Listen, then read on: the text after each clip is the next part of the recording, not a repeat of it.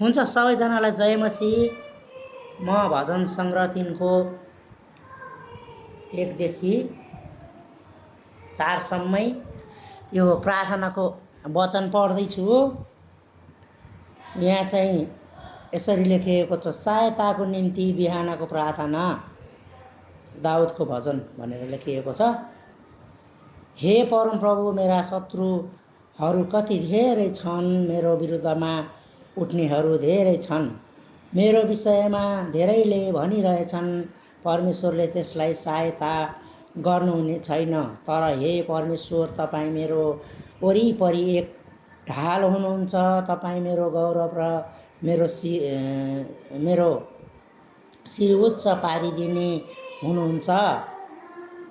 म चर्को स्वरले परमप्रभुमा पुकारा गर्दछु र उहाँले आफ्नो पवित्र पर्वतबाट मलाई जवाफ दिनुहुन्छ। हालेलुया, आमेन।